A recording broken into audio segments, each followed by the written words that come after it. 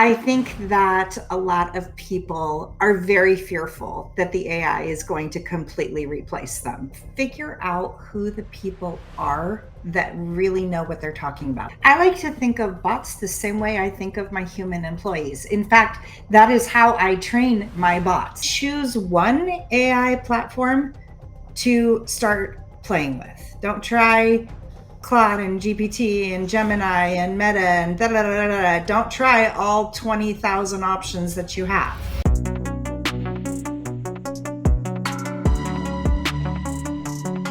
Hi, and welcome to the 91 Day Podcast, where we talk about AI transformations. I am so excited today to have Stephanie with me. Stephanie and I met a few months back. We're in a couple of groups together. We've chatted a number of times, and I am just so excited to have a chance, Stephanie, to sit down with you, learn more about your story. We were talking, pre-call already about a bunch of stuff, so I'm really excited to dive in. For those people that may not be as familiar with you as I am, Stephanie, would you take just a moment and kind of give us an elevator pitch, that 30-second overview of who is Stephanie? For sure. Well, thanks for having me on the show. So I have been in marketing for 29 years. It'll be 30 in May. It's the only thing I've ever done. Started in 95, and here we are. And about 2 years ago, I took my agency and we made a hard left turn into all things AI. And for the bulk of my career, really focused on marketing strategy and copywriting and content development. And now we're still doing those things, but we do them with AI. I love that. I love that. Well, and I'm an AI nut as well, and it's one of the things that we love. I'm sure we could talk for hours and hours about that.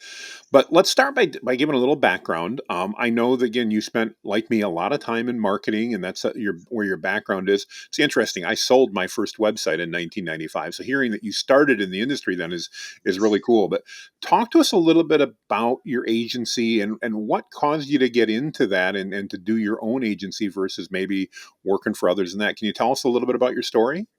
Oh, for sure. So I did my time in corporate. I worked in big media. So I did that for, gosh, I don't know. It was maybe close to 10 years, something like that. And honestly, the reason that I left and went out on my own was because the company I was working for asked me to promote something that was a conflict with my personal values. Mm. And so I had a big decision to make because I was making a real nice living and I loved my job. But I had to make a decision about what was more important to me. And so I made that tough decision and went out on my own and found that I love this too. I love it even more because it has allowed me to raise my children and have control of my own schedule and grow as much as I want to grow and make as much as I want to make. And yeah, It's a good life, isn't it? It really is. it's a good life. It's not for the faint of heart, but it is a good life. Amen on that for the faint of heart. I couldn't agree more. Well, obviously, we want to talk about AI. And you said, a couple of years ago, you made kind of a hard left turn, as you said, into all things AI for marketing. And I, of course, am biased and think that AI and marketing go together like a hand in glove. But talk to me a little bit from your perspective, Stephanie. How do you see AI transforming those more traditional marketing strategies? And what type of role do you see AI playing as we move forward into the future as it relates to marketing? Yeah, I see AI as the best thing that's ever happened to marketers, contrary to what many marketers will say. Oh, yes, I agree. Especially copywriters, right?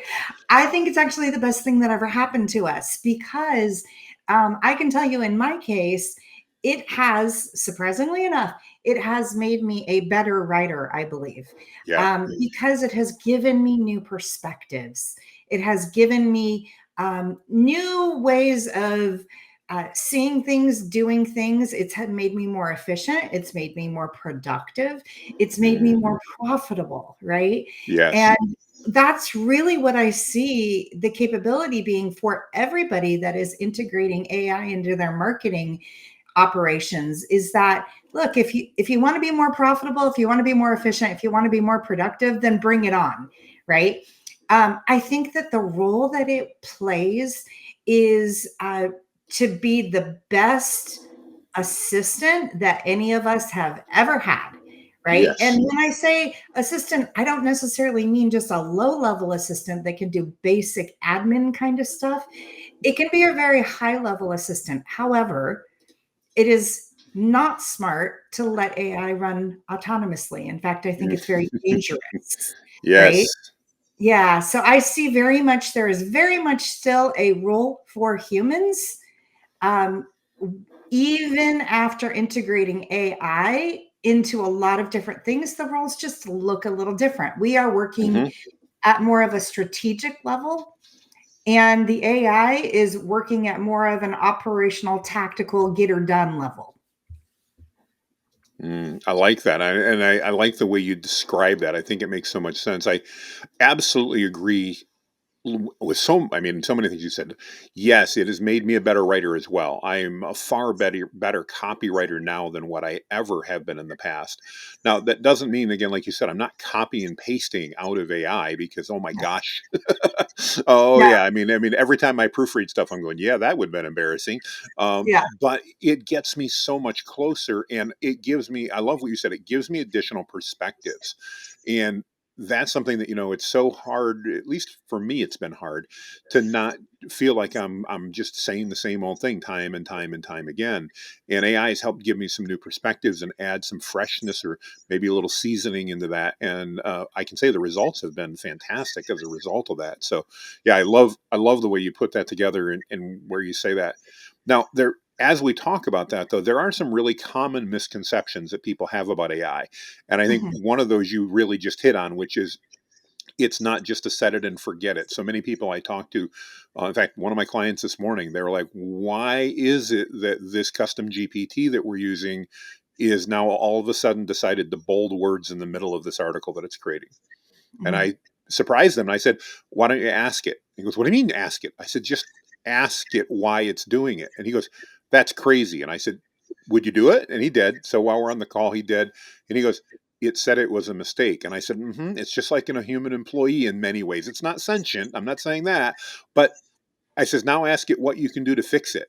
And he goes, okay. And the Uh, response that came back was, you don't need to do anything. It was my mistake. I'll remember next time. And, yeah. he's like, but why? And I said, just because it's not perfect. It's not, while it's computers, it's not perfect. And I think that's one of the big misconceptions I think a lot of people have. From your perspective, Stephanie, what are some other misconceptions that you think people have about AI, especially as it relates to marketing? I think that a lot of people are very fearful that the AI is going to completely replace them. And as I was touching on just a minute ago, I think that is a huge misconception. Mm, And one of the things that I like to bring up is, think about how the world advances as a whole. Okay. When the car was first invented, right? What were people doing before that? Well, they were taking horse and buggy. So hmm when the car was first invented, did the people that, ran the horse and buggy business lose some business? Yeah, they sure did. Right. Um, did the people that used to do all the math by hand lose some business when the calculator came along? Sure, they did. Right. Did it put them out of business entirely? No, they just had to reinvent themselves. Right. exactly. Yes. And that's what we all have to do. And any of us who have been around, I should say, working since the last century, right? In Yes. the Yeah. last century, we lived through the internet becoming a mainstream thing. And in the process of doing that, we saw a lot of things changed. I think about, like, we used to go to the library, and if we wanted to find a book, we had to go to this old archaic thing called the card catalog, right? Well, Yes. I remember. the people that manufacture the card catalog, are they still in business today? Probably not making card catalogs, right? Because the internet replaced that, but they're probably making something else, right? hmm And so that's a huge misconception, is, oh my gosh, I need to be really afraid of this because it's going to take my job and everybody's jobs, and robots are taking over the world. And I Yes. definitely disagree with that. No, you and I are in the same boat. In fact, I think sometimes I feel like a contrarian because I'm the one going, no, no, no, this is an amazing tool. And Mhm. I've seen how much it can amplify skill and experience. And I suppose the benefit of me being 55 is I have some skill and experience for it to amplify. Yeah. But man, what an incredible tool I see, and yet I see peers, even some of our peers that are in the AI industry. Every video they put out, every comment is about how are we going to deal in this dystopian society when none of us have any work to do. And I'm like, you don't understand. I can look at AI all day long on my computer.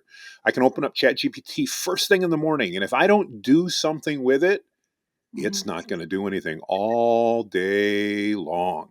So Right. I'm needed. I mean, now maybe we get to the point I think of the Jetsons cartoon where George Jetson, is pushing a button because something needs to happen. But Yeah. I just don't buy into the fear mongering that, either we're dealing with Terminator level AI as the movies that you sound like you might be old enough to remember. I know I certainly Mhm. am. Yeah. And nor are we dealing with something that's going to take all our jobs. I happen to live in a community that has a lot of Amish people in it. And so, believe it or not, we actually have somebody in the community that makes buggy whips. Why? Because we have hundreds and hundreds of Amish families that live in our community. Yeah. But there's not a factory anymore that makes them, there's not anything else. And you know what? In addition to buggy whips, he fixes bicycles. And that's just fine. And he makes a great living. In fact, he's got a beautiful shop. But that didn't mean just because the internal combustion engine replaced it that all of those people just went home and sat around and ate bonbons all day long, or that Yeah. they starved. They learned new skills. And I do think we're going to see skill changes, job changes, evolution of things that need to happen. And yes, I think some departments and businesses are going to get smaller because AI is going to help them. But they're going Mhm. to have brand new departments that didn't exist before because of opportunities that AI is going to open up. So I total agreement. Sorry, I'm on my soapbox there. I sometimes, like I said, I feel like that contrarian. It's got to go. No, no, no. It's not going to be that bad. Really, really, it's not. So It's not. It's not. And the other thing that I like to bring to the table is the importance of the human aspect in all of this, right? I yes. think that humans are actually more necessary than ever. Hmm.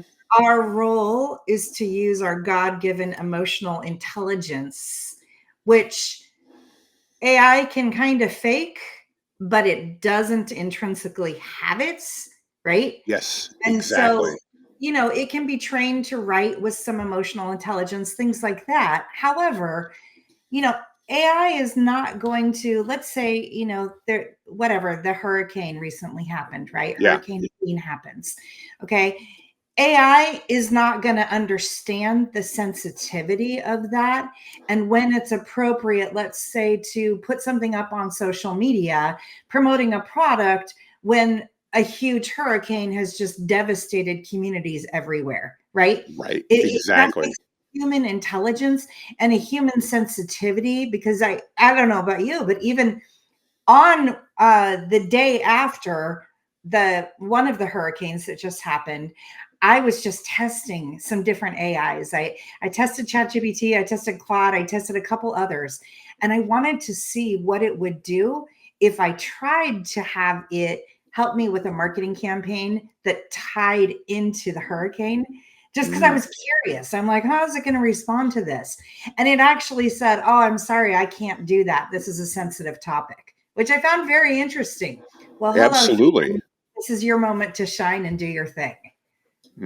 Yeah, no, and I agree. And that it's a good lead in, I think, to the next question I wanted to ask you. And so often we hear from business owners that are hesitant about incorporating AI in not only just into their marketing but in their business in general. In fact, it's kind of I guess it's ironic. It seems like they're on one of two things: either AI, I'm never going there. I'm not going to go there. I don't know what to do. I don't want to figure it out, or they're on the other end, which is how quickly can I get a bot installed so I can fire my sales team and let my bot sell everything for me and then a bot deliver it. And I'm like, neither one of you guys are in the right, or gals are in the right spot here. That's, Right, neither one of those extremes makes sense. right. What advice would you give to someone that's hesitant and to trying to figure out how do I bring AI into my organization? And specifically, we call our podcast the 91 Day AI Transformation Podcast. What advice might you give somebody that says, okay, I like what Stephanie and Jonathan are talking about. I'm willing to give it a try. What would you recommend they do kind of as those first steps in the first 3 months? Because I don't think it's wise personally to try to do it all, but I'd love your perspective. Yeah, I'm in full agreement with you. Don't try and do it all.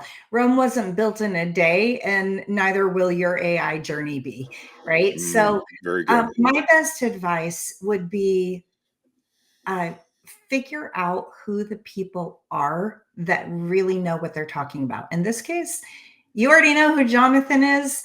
Jonathan is one of the leading experts in this space. So I would, first of all, pick one or two people that are really crushing it, that really know what they're talking about, and start listening. Listen a lot to what they have to say.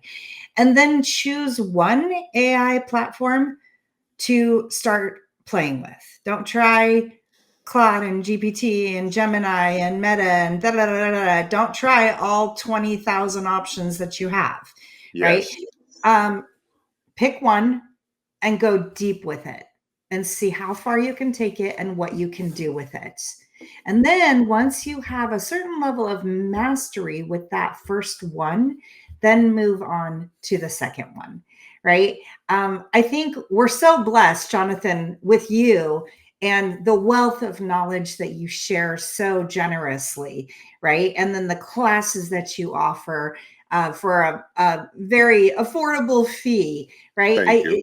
It's like people like you are the people to watch and follow during these changes. Well, I thank you first of all for the kind words. I also want to recommend that if you aren't, start following Stephanie because she's also brilliant when it comes to this stuff. But one of the things that I so appreciate that you said, and I think as entrepreneurs especially, it's hard for us, is focus on one platform to start off with. I think, at least I'm going to speak as the quintessential ADD entrepreneur. Mhm. Ooh, bright shiny object. Ooh, bright shiny object. New. There's a new tool that's out today. This weekend, I got bombarded with all these new devices that are recording your meeting conversations and sending it to ChatGPT. And I admit, I almost bought four of them. I didn't buy any of them yet, but I Yeah. probably will. Um, don't get caught in that, the latest bright shiny object syndrome because one, AI is moving so fast, but two is, and I'd love your perspective on this, but it seems to me that most of these bright shiny tools that are coming out, not all of them, but are just ChatGPT or Claude rebadged Yeah. and with somebody put lipstick on it and they said, okay, we're gonna. I saw one the other day, you know, respected sales guy, but he's basically, I've taken all my experience, I've put it all through AI, and now you can buy my proprietary system. And the screenshots he showed, I'm like, well, that's not proprietary. That's just a custom GPT. I mean, that's fine. Don't get me wrong. There's nothing wrong with that. But it's Mhm. also, it's not the type of thing in my mind that I had a client reach out and you go, should we invest like $4,000 in that? And I'm like, that's up to you. But it's a custom GPT. Why don't we create a custom GPT for your business, for your sales, for less money? And Yeah. he's like, we could do that, and I'm like, yeah, we can do that. So I love your advice about pick a platform and stick with it. I've got my favorites. I'm sure you have your favorites, but Mhm. I can also tell you that over the last 30 days, last 90 days, I'd moved away from ChatGPT being my favorite and Claude had become my favorite. And I Mhm. still love Claude. But ChatGPT's now made some enhancements with their new canvas and things like that. And I find myself now often doing about 50-50 because I'm like, well, I really like that canvas feature in ChatGPT and it works really well. So things are changing so fast. Don't feel you've got to master them all. I think that's just great, great advice. The other thing Yeah. you mentioned that I'd love you to dive a little deeper into is finding people in areas that do things that can be either replicated because they're repetitive tasks or people that are open to those. As a business owner looks at their business, what are some areas specifically in marketing if you want, but other as well, that you see as kind of low hanging fruit, great opportunities for business owners to say, this is an area where I could bring AI in and optimize what we're doing, saving our team time. Any specific thoughts on that? Oh, for sure. Yeah. Well, marketing is my thing. So I'll stay in Yep. that lane. And number one thing is social media marketing. It is the thorn in most people's side. Most business owners hate it because it takes a lot of time. and it's difficult to measure an ROI on organic social media. And, a lot of people are like, I don't even know what to post. I don't know what to post about. I don't know when to post. I don't know what the best platform is. I don't know the viral method to creating this type of content and whatnot. So I say, you know what? Let's let AI take that thorn out of your Mm. side. And it is such a great thing when a bot is trained to then replace this time sucking, soul sucking task and Yes.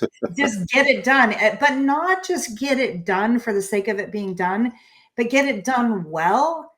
And then all of a sudden, look at that. People are starting to engage with your content. All of a sudden, people are starting to share your content, and your community is growing and your followers are growing and the phone is ringing more. The emails are coming in asking, how can I work with you and all that good stuff. So I think social media is the easiest one to really delegate AI to handling. However, I strongly advise people against just going into ChatGPT or Claude or whichever platform they choose and entering in a silly little prompt and expecting that to be enough, because it's not. That's so true, and I think that's a really good play to do it. You talked about trained bots, and you and I both I think that's actually where we met in one of the groups. We're talking about that. Can you Mhm. explain to the business people listening today when we say training a bot to do social media? I think a lot of people go, "Are we talking like R2D2 or what? What is that? What is that?" You don't have to give me all the details because that would take us hours. We've both gone through those certifications, but from a layman's perspective, what does that look like to that business owner? And once they have a trained bot, does that just mean they kind of set it and forget it and they don't ever have to do anything? Or what's that look like for them when they have a bot for social media? I like to think of bots the same way I think of my human employees. In fact, that is how I train my bots. Okay. Think about Mm-hmm. it. If you were to bring somebody into your organization, you hire a new employee and they have X, Y, and Z on their job task list. Okay. But maybe they're fresh out of school and they don't have a lot of real world experience. They might have some good theory from college, but that's it, right? Somebody has to train them on how to do the things you want them to do. Okay. I literally use the same process in training a bot that I do a Mm-hmm. human. Okay. So if I'm training a bot to work on social media for me, I do it the same way that if I had a human being sitting in front of me and I would say, okay, here's how you pick the appropriate platform. Okay, here is how you develop an editorial calendar. Here is how you then write the posts. Here's how you Mm-hmm. integrate the emotional appeal into the post. Here is how you add the call to action into the post, and so on and so forth. So, that to me is the easiest approach when it comes to how you train a bot. Okay. So, what it involves, in my case, I know everyone does it a little different, but in my case, I first build a data set, which is basically just I collect a lot of information about what's worked in the past, what I see competitors doing that's working, and some best practices in the industry for various tasks. Mm-hmm. I put together that data set and then I sprinkle in just some of my own experience and what I've learned over the years in my career. Okay. I collect all that information, I create a data set out of it, and then I will enter prompts that say, access this data set and then do this activity. Okay. Mm-hmm. So it Mm-hmm. sounds really complicated. It sounds really high level and super duper fancy and all that stuff. And it can be, but it doesn't have to be, right? I like to make Yeah. sure business owners know that, yeah, you're probably going to need to bring somebody in like Jonathan or myself that knows how these things work and can help you to begin with. But eventually you'll learn and you'll be able to do these on your own. Yeah. How does it, from your perspective, how do you explain, Stephanie, to a business owner? Again, we create the bot. By the way, great explanation of how that happens. I think that makes it seem more approachable and understandable. Not necessarily easy, but it doesn't have to be. I mean, I don't fix my own car, even though, well, okay, never mind. I couldn't fix my own car, but I it's still nice to understand the process of what's happening. What does that mean once a business has a bot, whether it's social media or anything else? Help me understand, what do they need to do from a day-to-day thing? You talk about employees, and it's often how I compare it, but does that mean that basically, I get to put a computer in an office and I have an AI bot sitting on it, and I just, I check and see if it needs coffee occasionally, or and I'm being a little facetious, obviously, but what how do they then use that bot once they have that to help them manage their social media? Yeah. So, in the case of social media, my recommendation would be to, once it has been trained, to go into it periodically, however you often you like to work on things. Some people it's once a week, sometimes it's once a month, right? Sometimes people do longer than that, right? Hmm. But once I've trained a social media bot, I tell my clients to go in and say, I need my social media posts written for the next 30 days. And because we've already trained it on the type of content, the type of client that we're talking to, and what this company sells Hmm. and what it's all about and its brand style and all that good stuff, it will generate the content. Okay. Then after you get that initial draft of content, here's where your human intelligence comes into play. You look at it, you see, is this accurate? Has this bot hallucinated and made up anything that is inaccurate that we need to correct? Hmm. Okay. And then if you see something where there is an opportunity to possibly integrate a story, a real life story or something like that, you can then either go back to the bot and say, I really like day number 7 and what you wrote. Hmm. I had an experience with this once upon a time when ABC happened, and I would like to integrate that story into the post. Can you do that for me? Oh, that's And great. yeah, and then the bot will spit back a revised version of that post that you like now with your story, so it becomes more human, more it's a storytelling post, and people buy and remember things based on stories, right? So Absolutely. yeah, in terms of, is it set it and forget it, to your question earlier, no, and neither is a human employee, right? Human employees need continuing education. Your bots need continuing education, and what that looks like is, there's new models coming out all the time, right? Like you just touched on what Exactly. ChatGPT, we're constantly getting these new models. Things are changing. This is emerging technology. Things are changing fast, Yes, right? exactly. So I like to also tell companies it's really, really smart to have at least one person on your team be your dedicated AI integration specialist. Mm, Okay. I love This, that. yeah, this person's in charge of selecting tools, learning how to use them, and optimizing them for performance as the technology advances. Mm. I think that's a great explanation. I really appreciate you taking a moment to break that down, because I find that's one of the bigger misconceptions that people have is, again, they go, okay, I've got an AI about for social media, so I can literally ignore it. I don't need to ask it to do anything. I can just, it exists, therefore it is or will, type of thing. So I think that's a great explanation. I really appreciate that. I know my crystal ball's a little cracked and clouded, but if you were to try to take a look at the next year or so, which in AI I know is like looking at the next 20 years, but Yeah. if you were to try to predict, where do you see some of the advancements in AI, especially for businesses, coming in the next year? And marketing is a great place to start. Again, I love that lane, but where do you see some of the changes and advancements happening there, Stephanie?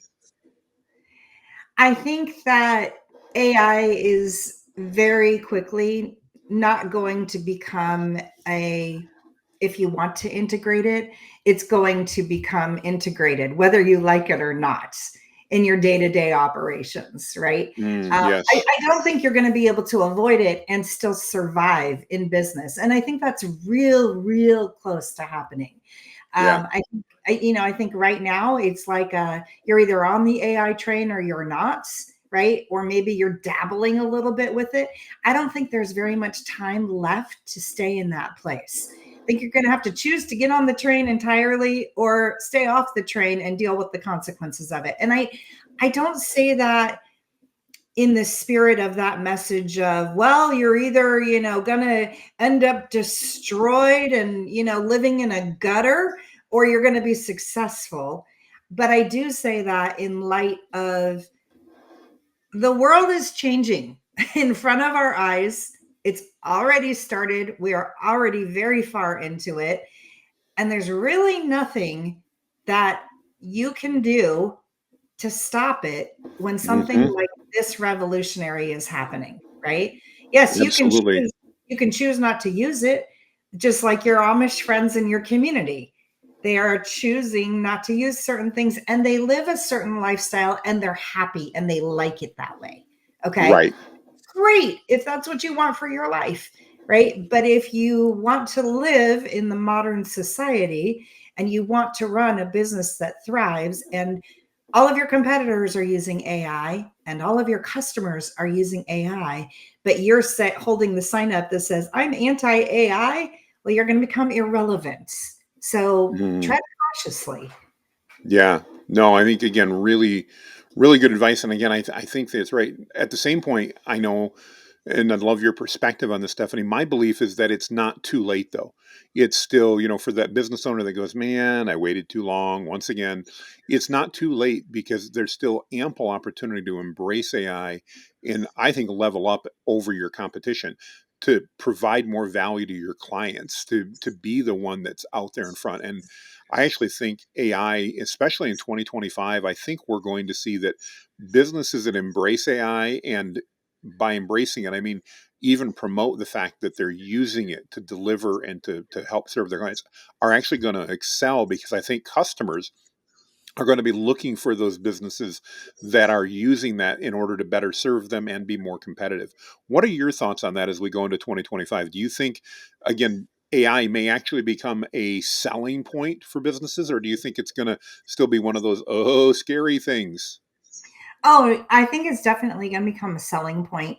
People are attracted to innovation, right? I mean, think Mhm. about Apple, okay? One of the biggest companies in the world, Yeah. right? Known for being innovative, right? The reason why it became one of the biggest companies in the world was because originally Steve Jobs was willing to do the things that nobody else wanted to do or thought to do or made the space to even think about doing, right? Mm-hmm. Yep. And as a result, here we are, and how many people are absolute advocates of all things Apple, right? Yeah. So, yes, I think Guilty as innovation. charged. What's that? I said guilty as charged. Yes. Yes, me too. Me too, right? So, I think that innovation is always attractive in a business, right? I think staying stuck and doing things the way they've always been done, it can feel safe, it can look safe for a little bit of time, but it can very quickly run out of gas, right? Mm-hmm. And you can look replaceable. Okay. So I think that's absolutely moving forward with an innovative spirit and telling the world about, we are using AI to do this, will become a very attractive selling point. And people will see that you're not just doing things the way they've always been done. You are a Yeah. marketplace leader. You're a thought leader. You're willing to take the risks. You're willing to step into the unknown. And to your other point, Jonathan, when you said, is it too late? Absolutely not. Mm-hmm. I mean, people like Jonathan and I geek out on this stuff all day, every day. So we can do a lot of stuff that, the general public doesn't know what we're talking about, what language we're even speaking, right? Sometimes that's true. Yes.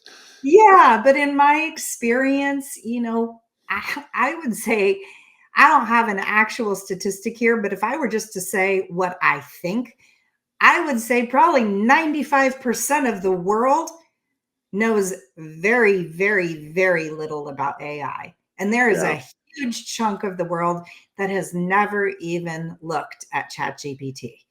Maybe Yeah. heard about it, but they haven't played with it. No, so true. Again, it's one of the things I see for 2025 being such a huge opportunity. The good news is we've got 2.5 months yet before that even happens. So Yeah. that's to me, I love that.